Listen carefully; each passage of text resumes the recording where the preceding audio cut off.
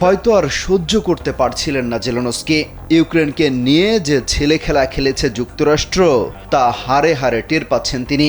তাই তো মেজাজ হারিয়ে ফেললেন ট্রাম্পের সামনেই। কোনো মার্কিন প্রেসিডেন্টের সামনে বসে চোখে চোখ রেখে এভাবে কথা বলার সাহস দেখায়নি কেউ। শুধু মার্কিন প্রেসিডেন্টই নয়, স্মরণকালে সামনাসামনি দুই বিশ্ব নেতার এমন বাকবিতণ্ডা বিরলই বটে। বাইডেন প্রশাসন যে ইউক্রেনকে পুতিনের মতো বাঘের সামনে ঠেলে দিয়ে কত বড় বিপদে ফেলেছে তা এখন হারে হারে টের পাচ্ছেন কমেডিয়ান জেলেনস্কি। কারণ ট্রাম্প ক্ষমতায় আসার আগেই ঘোষণা দিয়েছিলেন তিনি রাশিয়া ইউক্রেন যুদ্ধ বন্ধ করবেন। ক্ষমতায় এসে উদ্যোগ নেন। ভিশনের ফুলঝুরি মেগা অফারে ফ্রিজ কিনলেই পাচ্ছেন 16 পিসের আকর্ষণীয় গিফট বক্স একদম ফ্রি। কিন্তু সে আলোচনার কোথাও নেই ইউক্রেনের প্রেসিডেন্ট ভলোদিমির জেলেনস্কি। অর্থাৎ তাকে ছাড়াই চলছে যুদ্ধবিরতি আর শান্তি আলোচনা। এতেই যেন মাথা খারাপ অবস্থা কিয়েভের। হয়তো মাথা চুলকিয়ে জেলেনস্কি পেছনে ফিরে তাকিয়ে দেখেন হাজার হাজার সেনা, বেসামরিক নাগরিকের প্রাণহানি আর শত শত স্থাপনা ধ্বংসের চিত্র।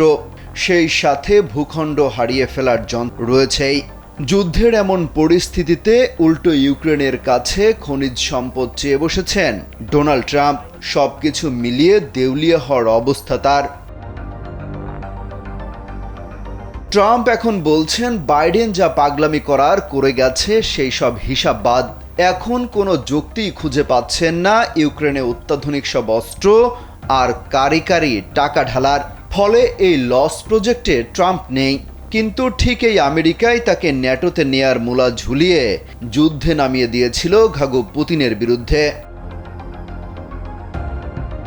হোয়াইট হাউসে ট্রাম্প জেলেনস্কির তুমুল তর্ক বিতর্কের চিত্র দেখে মুচকি হাসছে রাশিয়া, বাহবা দিচ্ছে ট্রাম্পকে।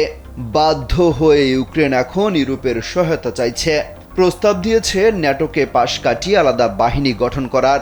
কিন্তু জেলেনস্কির মতো নেতাকে ফ্রান্স, জার্মানির মতো দাপুটে দেশ গোনায় ধরবে কিনা সেটাই বড় প্রশ্ন। অমিত হাসান রবিন, কালবেলা।